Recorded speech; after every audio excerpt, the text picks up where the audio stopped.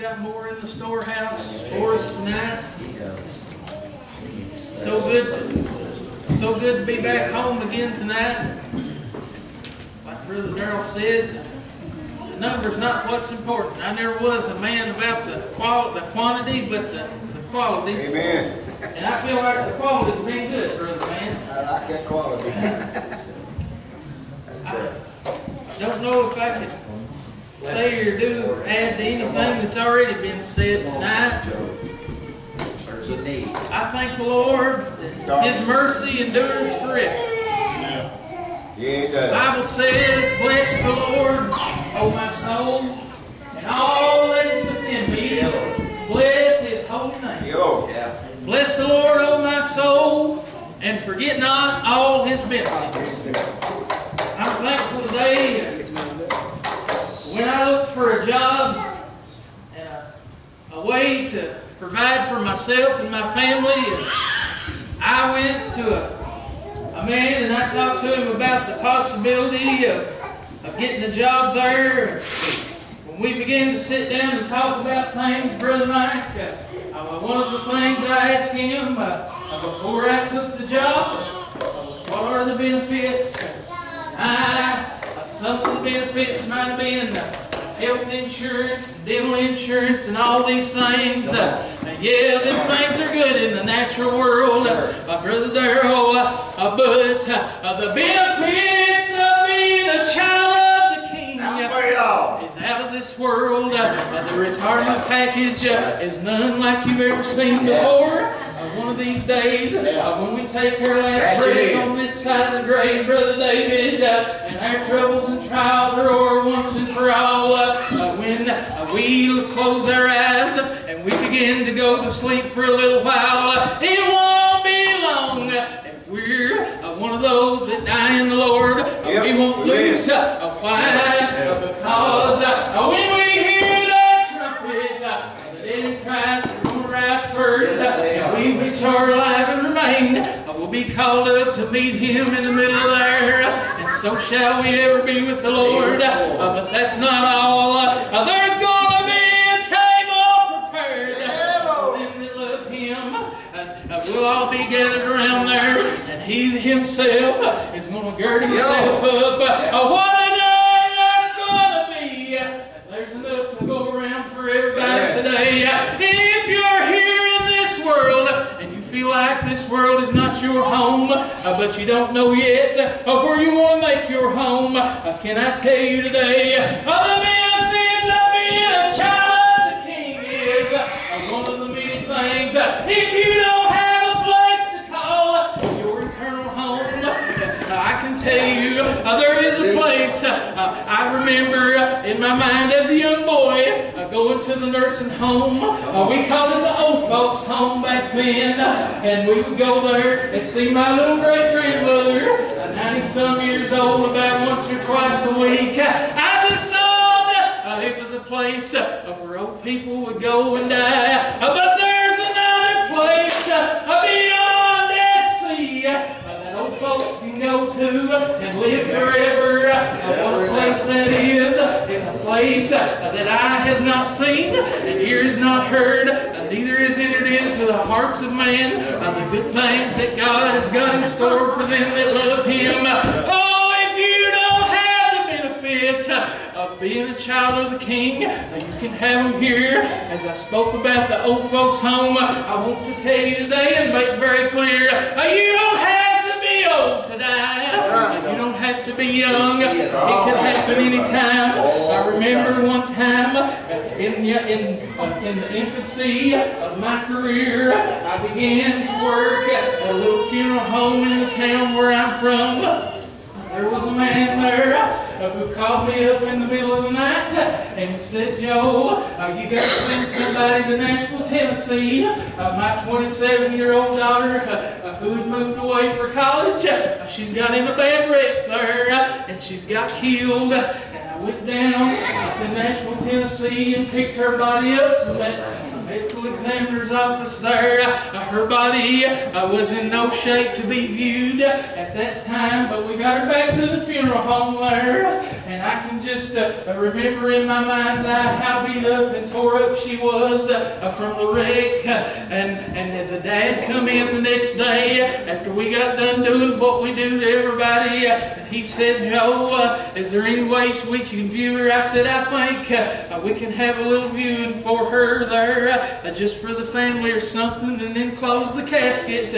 He said, I just got to say goodbye to her and tell her I love her one more time. But the thing was, everybody in the town there where we lived at knew her to be a girl who had a bad reputation, maybe.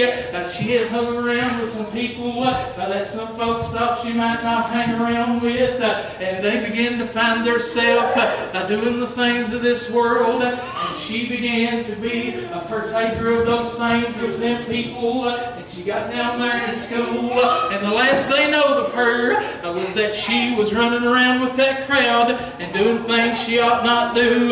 But just about a week before she got in that wreck, she called her daddy on the phone, and she said, Daddy, I've been doing a lot of thinking, and I've been doing a lot of praying in my spare time, and I want your God to be my God. That little girl left this world with the satisfaction of knowing that she was no longer a partaker of the things of this world, but she was a partaker of the benefits of the child of the King. You can be too. The people back home didn't know that a change had took place in her life.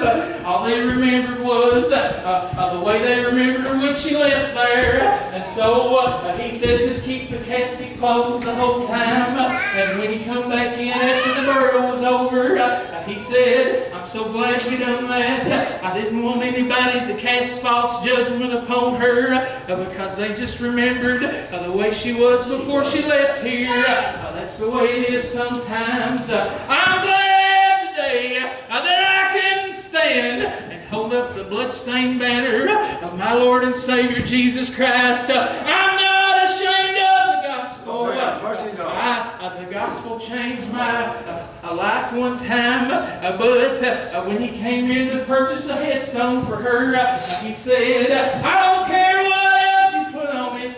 Just one word. I want the world to know what happened to my daughter about a week before she took her last breath on this side of the grave. I said, do you want her date of death and date of birth? He said, I don't even care if you put her name on it. Just one word. I said, what is that word? He said in big bold letters, I want the words forgiven put on there. Yes, she was a failure to some, but God can take a failure and turn it into a forgiven person. What will people say of you when you take your last breath on this side of the grave? Do you want to be remembered as failure? Or can somebody say forgiven? Failure or forgiven? Those two words resonated in my mind as I was sitting there. When you said my name to come up, I don't know what else to say but this. If you don't know the Lord in a free pardon and remission of sin, you've not yet tasted the benefits of being a child of the King. Well, you can do it before you leave here. Here in just a little while, we're going to look to this communion, and we're going to look to baking the bread. I began to think in my mind how it must have been to be there as a spectator in the crowd as they whipped him up that hill that day. What a sight it must have been. So sad was that day. The birds touched their singing. There was darkness in heaven and earth for a period of time as they began to beat him. I can't help but think that one of the 39 straps that he took was for me and you. I believe that he took it for the whole world as he stretched out his arms and bled and died for you and me. They pierced him in the side. Forthwith came blood and water that day. Every step he took in those worn out sandals of Calvary's lonely He didn't have to do it, some say, but I say He did. He fulfilled all righteousness there that day. And He done it for you and me. I believe He done it for that girl I just got done telling you about too. The blood that fell from Calvary's tree that day. I believe it was strong enough to come down through the ages. One drop of that blood touched my ever-dying soul one day, and I became a partaker of the benefits of being a child of the King. And ever since that day, I wanted to tell the world of the good things that the Lord has done for me, and what He done for me, He can do for you. God bless you. The Lord loves you, and I do too. Well done, brother. Come on, Brother David.